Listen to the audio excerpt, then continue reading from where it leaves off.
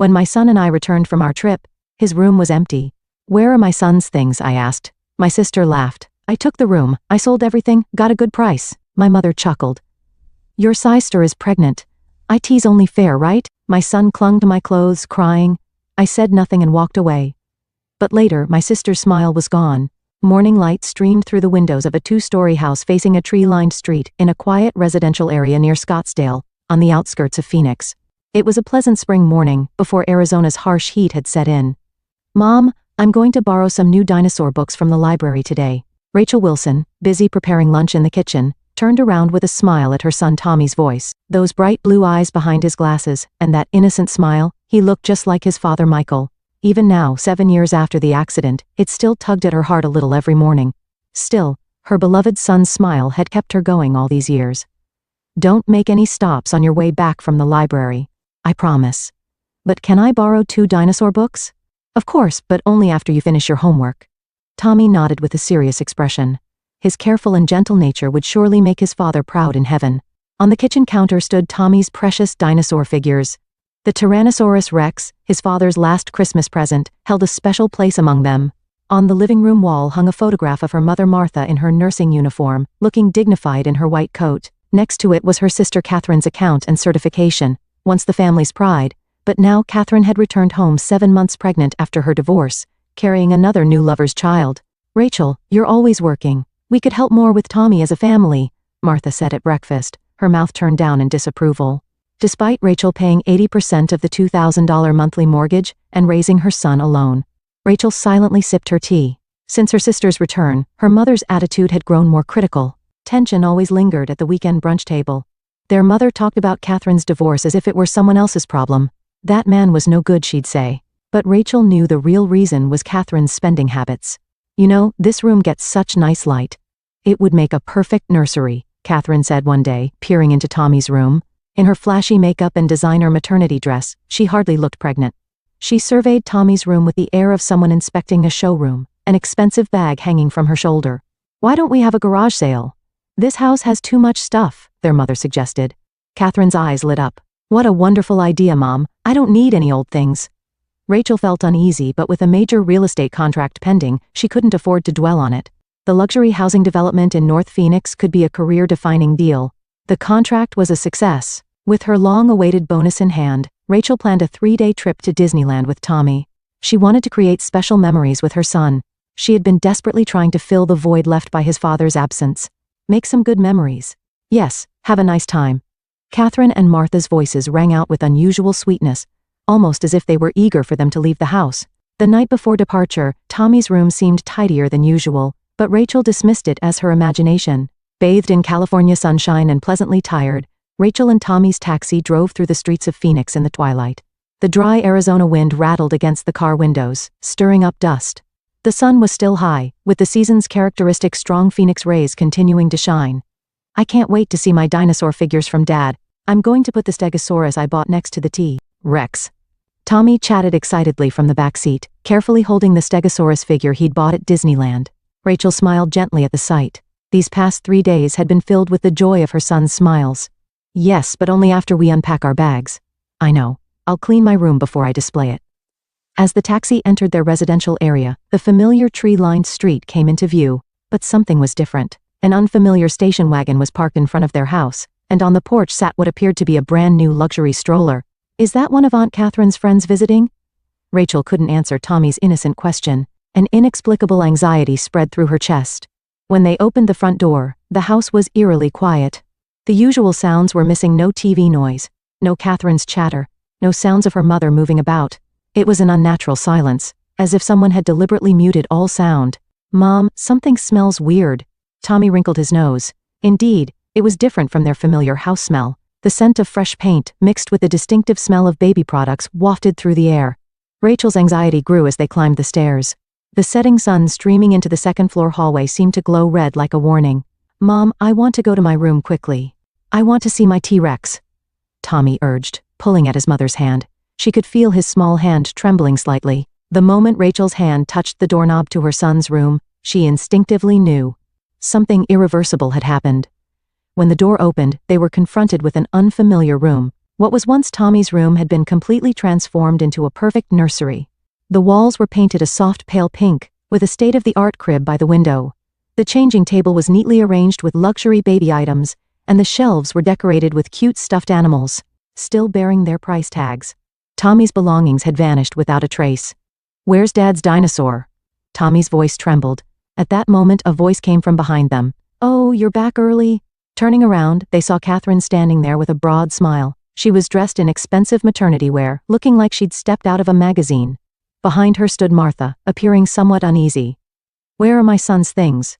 Rachel's voice was surprisingly calm, even to herself. "I took over the room. Sold everything, got a good price too," Catherine declared proudly, her tone suggesting she was reporting some great achievement. "Your sister is pregnant."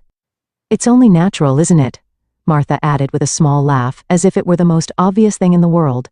"What about the dinosaur Dad gave me? It was his last present." Tommy's voice shook. Large tears rolled down his cheeks.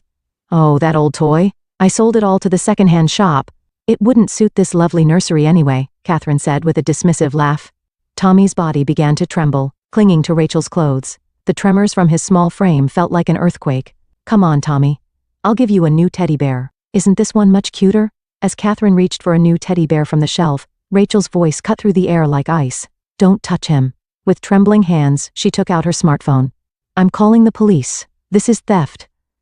"Oh, don't be so dramatic," Catherine laughed. "Calling the police on family. How could you do this to family?" Martha said in confusion, her voice tinged with reproach.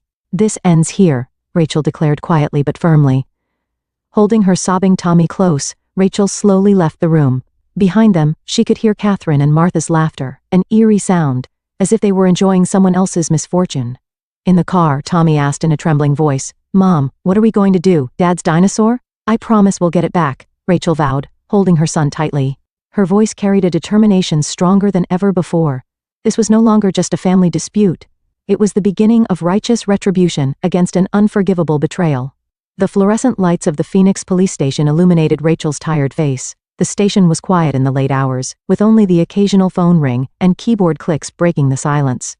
Detective Sarah Morrison, sitting across the desk, studied Rachel with perceptive eyes. Everything in Tommy's room was disposed of. His clothes, books, toys, and the dinosaur figure that was his father's last gift. Rachel's voice trembled slightly. "We've reviewed the security camera footage," Detective Morrison said, turning her computer screen. 3 days ago, in the afternoon, a second-hand dealer's truck was parked in front of your house. The footage shows your sister and mother carrying out multiple boxes and bags. The video also captured Catherine speaking smugly with the dealer, while Martha helped carry boxes. Neither of their expressions showed any sign of guilt. "We've also checked social media," a young officer brought new evidence. The smartphone screen displayed Catherine's Instagram account. In her posts, Tommy's belongings were labeled as unwanted items. The dinosaur figure, his father's last gift, was among them. "We've estimated the total value of the stolen items." Detective Morrison showed some documents. "Currently, it amounts to approximately $20,000. The dinosaur figure collection, in particular, included some premium pieces." Rachel nodded silently. It wasn't about the money.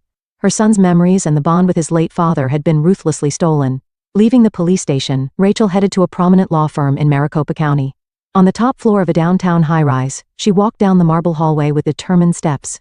"There's clear premeditation," Attorney James Foster said, reviewing the evidence documents. Looking at the social media post history, they had been planning this for at least a month. "It was a deliberate crime targeting your vacation period." Foster spread documents across his desk. "Furthermore, we have gathered testimonies from neighbors. There are witnesses who heard Catherine openly declaring that she had priority because she was pregnant." The next move was economic sanctions. At the bank, Rachel initiated the process to stop payments on the family home's mortgage. All documentation of her covering 80% of the monthly $2,000 payment was on record. "This is a draft of the certified letter." Attorney Foster presented new documents. "It details all the evidence of how you've essentially supported the household finances for 7 years. That evening, 3 police cars pulled up in front of the family home. Neighbors watched the scene unfold from behind curtains. "How could you do this?" Martha wailed. "Calling the police. Aren't we family?" Rachel didn't respond to those cries. "Rachel, do you realize what you're doing? Having your pregnant sister arrested." But there was no turning back. This wasn't mere revenge. It was the pursuit of justice and the protection of her son's rights. That night, in a hotel room, Rachel gently stroked the cheek of her sleeping Tommy. Tomorrow would begin a new battle, the legal proceedings in court. but it was a necessary process. I'll get back Dad's keepsake, I promise, Rachel whispered softly. Her voice carried an unwavering determination. The heavy doors of the Maricopa County Courthouse gleamed in the morning light. Phoenix's early summer sun was already strong, with cicadas chirping in front of the stone courthouse. Rachel sighed deeply as she reviewed the materials received from Attorney Foster. They were having a final meeting in a cafe near the courthouse. In the air-conditioned interior, her iced coffee cooled her perspiring forehead. "We have sufficient evidence," Foster said, his voice full of confidence. "Social media post history, security camera footage, neighbor testimonies, and most importantly, among the mountain of documents spread on the table, there was shocking evidence. Catherine's social media direct messages revealed conversations with second-hand dealers from 3 months prior. "Can you buy everything from my nephew's room? High price? I want to dispose of it quickly because we're moving." "Complete fabrication," Foster pointed out. "There were never any plans to move. It's clearly premeditated theft." Moreover, Martha's bank account movements were suspicious. After Catherine's divorce, large sums were being withdrawn monthly. Meanwhile, all records of Rachel's continued mortgage payments were submitted as evidence. "Your mother was counting on your mortgage payments to support Catherine's luxurious lifestyle." Leaving the cafe, Rachel headed to her new home. The apartment they'd moved into last week still had boxes piled up everywhere. However, Tommy's new room was already neatly organized. "Mom, I'm going to school," Tommy called out cheerfully. He seemed to be gradually adjusting to his new school. "Take care," Rachel called after him, feeling that her son's back looked a little stronger than before.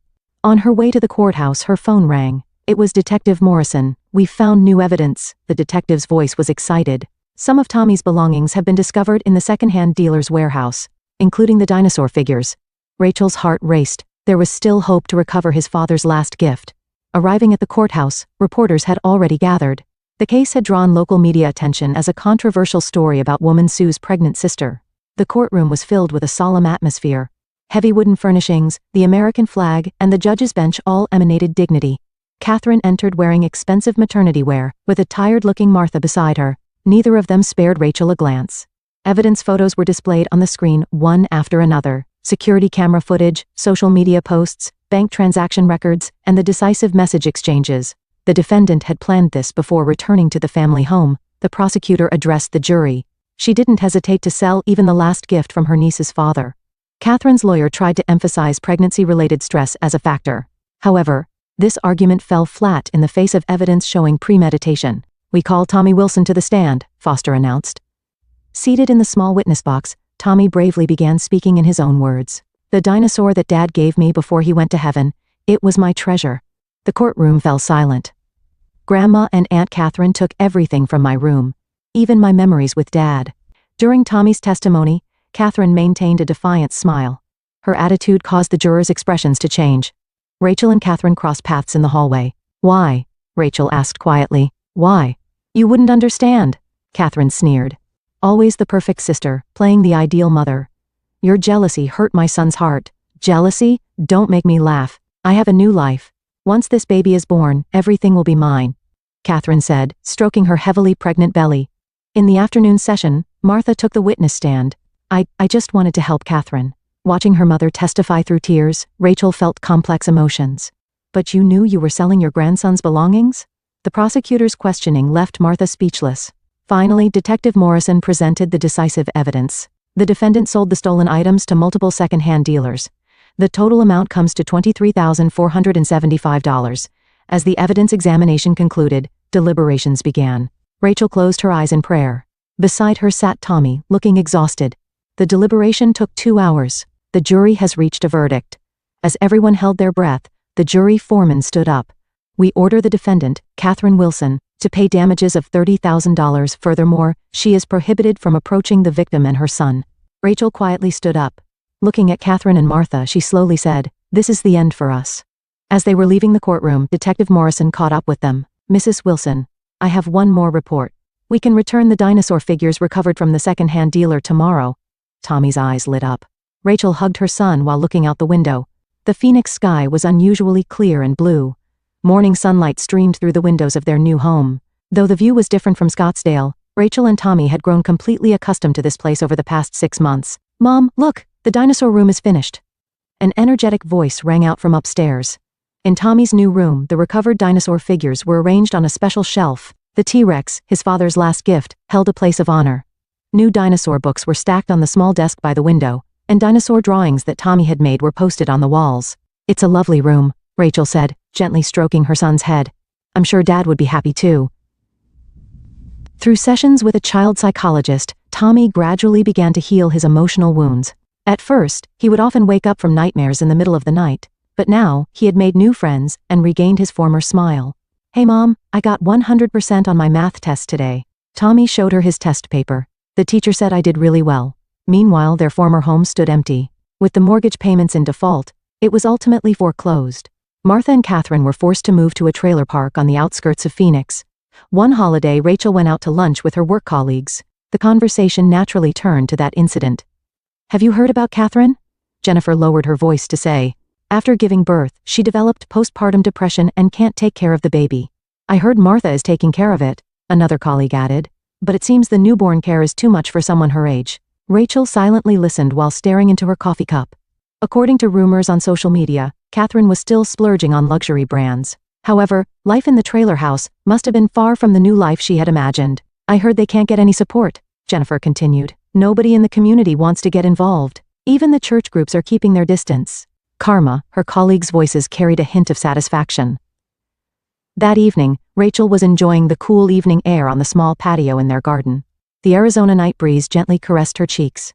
"Mom," Tommy sat down beside her. "How are Grandma and Aunt Catherine doing?" Rachel hesitated for a moment, but looking into her son's clear eyes, she decided to answer honestly. "They're going through a difficult time, but that's the result of their choices. They're not happy like us?" "Well." Rachel drew her son close. "But we have what's truly important, don't we?" "Yes," Tommy answered with a smile. "Dad's dinosaurs and Mom and..." He looked up at their new house. This home and kind friends too. Stars twinkled in the night sky. The bustle of Phoenix echoed in the distance. A year later, life continued in the trailer park for Catherine and Martha. Catherine's designer clothes gradually became worn, and her social media followers dwindled day by day. Her child, left at daycare, never truly knew a mother's love. Meanwhile, Rachel's new home had become a place for regular weekend barbecues. Neighborhood families would gather, children playing in the yard while adults chatted about work and life. "Hey Mom," Tommy asked one night before bed, "we're happy, aren't we?" "Yes, we are," Rachel answered, embracing her son. "We have what truly matters." The dinosaurs lined up on the room's shelves stood silently in the moonlight. They were more than just figures, they were memories of his father, symbols of the bond between mother and son, and monuments to the triumph of justice. The night sky visible from their new home's window was always blue and clear. There lay genuine happiness that could never be broken.